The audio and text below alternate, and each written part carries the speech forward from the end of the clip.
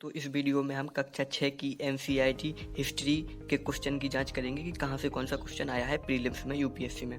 तो एक क्वेश्चन आया है दोस्तों 2021 में, सिंधु नदी प्रणाली के संदर्भ में 4 नदियों में से 3 नदियाँ किसी एक नदी में मिलती हैं जो सीधे सिंधु नदी में मिलती है। निम्नलिखित में से वह नदी कौन सी है जो सिंधु नदी से सीधे मिलती है। तो हम अब देखेंगे कि एनसीईआरटी में कहाँ है ये क्वेश्चन। तो कक्षा 6 की एनसीईआरटी में लिया हुआ है दोस्तों।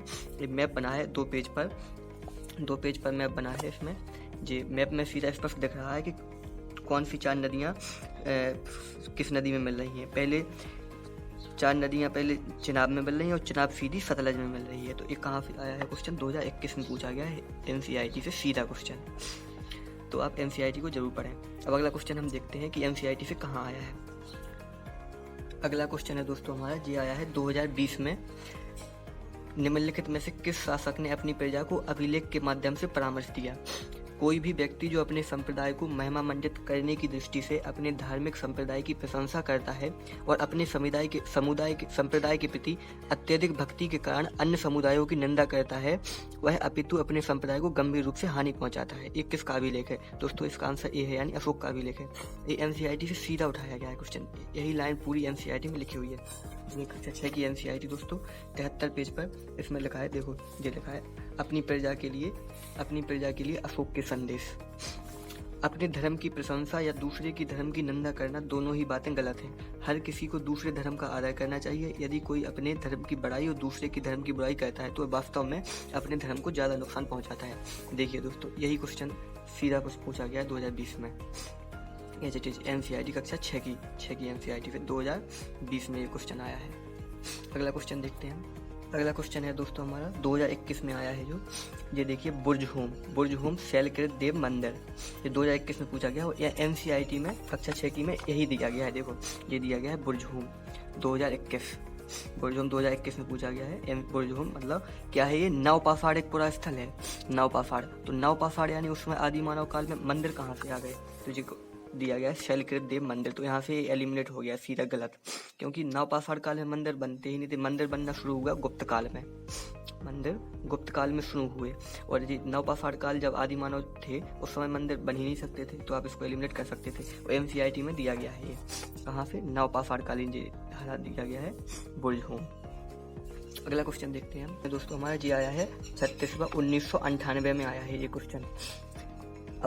अशोक के राजादेशों के अनुसार धार्मिक निष्ठा की अपेक्षा जनता के मध्य सामाजिक समरसता अधिक महत्वपूर्ण थी। उसने धर्म संवर्धन के स्थान पर समदृष्टि के विचारों का प्रसार किया। इसका आंसर दोस्तों ए है।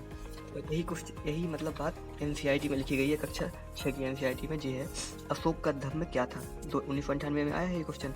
अशोक के धर्म में किसी देवता की पूजा अथवा किसी कर्मकांड की आवश्यकता नहीं थी। मतलब कि कोई धार्मिक कर्मकांड नहीं होते थे, आडंबर वगैरह। उसमें केवल धार्मिक मतलब समाज में समरसता और भाईचारा की भावना का प्रसारण ही किया जाता था। तो आप यदि इसे पढ़ लेंगे कक्षा 6 की एनसीईआरटी, अशोक का धर्म क्या था, कंसेप्ट समझ लेंगे, तो यदि क्वेश्चन आएंगे तो आप उन्हें आसानी से कर सकेंगे। अगला क्वेश्चन देखते हैं जो एनसीईआरटी से आया है। अगला क्वेश्चन ले लिखा है 1996 में, निम्नलिखित में से कौन गुप्त काल में अपनी आयुर्विज्ञान विषयक रचना के लिए जाना जाता है। तो इसका आंसर है सुश्रुत। यही कक्षा 6 की एनसीईआरटी इसमें दिखा गया है, ये दिया गया है। आयुर्वेद का एक डिब्बा बना है, 1996 में पूछा गया है कि आयुर्वेद के 2 प्रसिद्ध चिकित्सक थे, चरक थे प्रथम 2वीं सदी ईस्वी में, और सुश्रुत कब थे, 4वीं सदी एडी, 4 साल चल रहा था उस समय। तो ये क्वेश्चन देखो यहाँ से सीधा उठा लिया गया है। 1996 में आयुर्विज्ञान विषयक रचना के लिए कौन थे प्रसिद्ध, सुश्रुत थे। इसी प्रकार हम अगला क्वेश्चन देखते हैं। ये क्वेश्चन आया है दोस्तों 2016 में, सम्राट अशोक के राजादेशों का सबसे पहले विघटन किसने किया, मतलब सबसे पहले किसने पढ़ा। दोस्तों इसका आंसर है जेम्स प्रिंसेप बी। 2016 में पूछा गया है। यही क्वेश्चन कक्षा 12 की एनसीईआरटी में एचटीज दिया गया है। देखो जी, प्रिंसेप और प्रियदर्शी। प्रिंसेप को पता चलता है कि अधिकांश अभिलेखों और सिक्कों पर प्रियदर्शी नाम दिया गया है। 2 बार क्वेश्चन पूछा गया है। ये 2021 में भी पूछा गया है ये क्वेश्चन और 2016 में भी पूछा गया है। ये कौन से थे, अशोक, प्रियदर्शी का नाम था अशोक प्रियदर्शी, और किसने किया है, जेम्स प्रिंसेप ने। और अशोक के शिलालेखों सबसे पहले विघटन मतलब पढ़ा प्रिंसेप ने। तो दोस्तों एनसीईआरटी बहुत जरूरी है। कक्षा 12 की एनसीईआरटी से जो एजिटेज पूछा गया, वो कक्षा 6 की से भी कई क्वेश्चन पूछे गए हैं। जैसे प्रियदर्शी नाम का प्रयोग किसने किया था, मैं आपको दिखाता हूँ। चन्हूदड़ो, कोटदीजी, सोहगोरा और देफलपुर। तो दोस्तों इसका आंसर है सोहगोरा। ये क्वेश्चन कक्षा 12 की एनसीईआरटी में दो मैप बना है दोस्तों एक। जो मैप आप देख रहे होंगे, कोड दीजिए। देखो ये है हड़प्पा सभ्यता स्थल, चनूदड़ो है और देसलपुर है, ये तीनों है। 2019 में आया है, लेकिन ये दिया गया है सोहगोरा, जो सोहगोरा दिया गया है, ये नहीं है।